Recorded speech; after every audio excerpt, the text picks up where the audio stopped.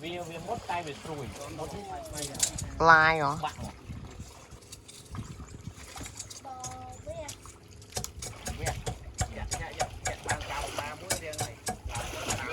bò đi không bị cắt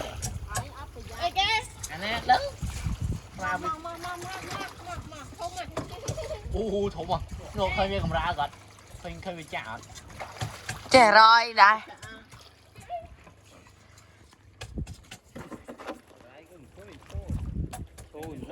thôn nâng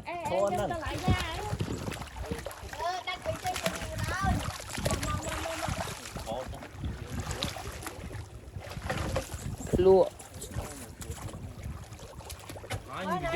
giờ anh biết ấy chạm lớn không nè bông thọ thọt chầm thọt video rồi mà đi lên đi mơ ngày gì nè chơi có cái chơi này bao mươi mà một cô lớn này là coi cô bắt cút cây gà thôi một cô Anh vô tôi sắp trai thôi. nè nè ro môn cái một hai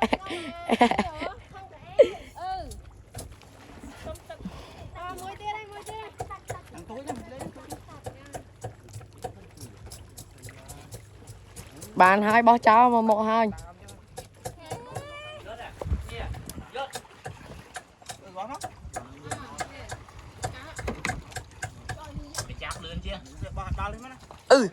anh giờ thúng nè bố thúng nè thúng nữ nó cắn rồi cho sai mũi mò pe pin ô lắm quá chẳng cắn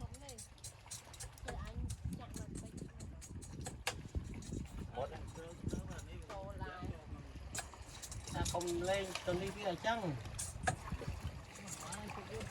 một con nữa chồng em một ấy một màn tích sẽ khỏi chơi thứ cùng trăng thua đại chặt nó chơi hô bỏ đứng này cho phàn một cái là nó bán nói lớn không ui một chơi một đáy của bạn đây hô bỏ nghe nhá buông đôi ỏi tơi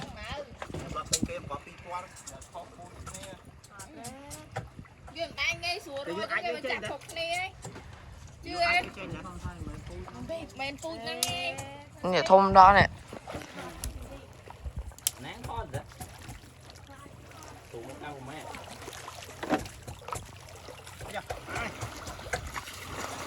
một rồi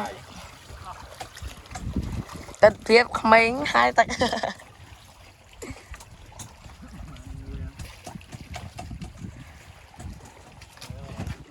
nè bằng cho đó này đá chỉnh đá này đi ăn phải biết hai con phải không cái chơi của bạn hai mà lột lan là tung cái này nó phu bên đặt không nó đam vô mỏ đây bay con đây cô bên ôm cha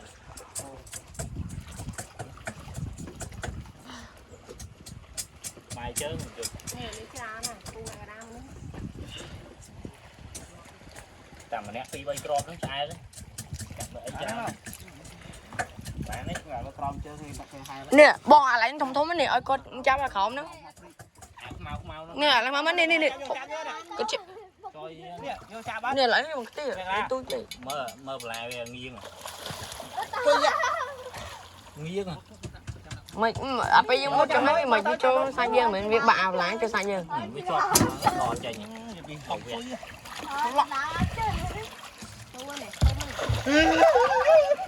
nghe này là việc một đài mà này một đài mà lên mốt này một đài việc đời nào rồi này để mày làm mà nói vậy làm mà bạch lên là sao nó thúng rồi nó trái ạ trên đây con lại thô vâng nó sẽ bỏ đi táp cái váy tay chân đã quanh anh cái nhá đây là ăn thì bay cắt ai chú tôi chưa được lo ngay tay anh em tôn chân nó trái rồi này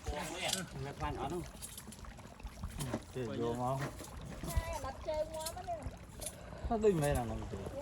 cô kế anh đi hả anh nói có hòn đặt một gò luôn lông mới gò lên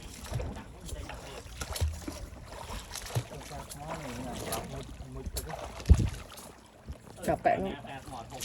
cái ao ở tay Rồi mà thúng nó cái thúng. không bớt tờ nó thôi rồi cho hai tông muốn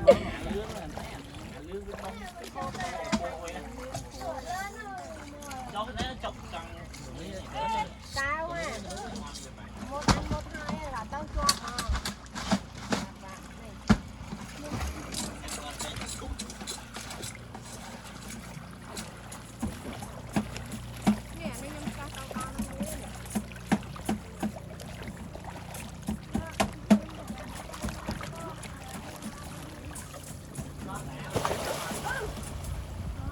Áo không mấy. Đại là nó má xính nó dầm cho thun cho mấy.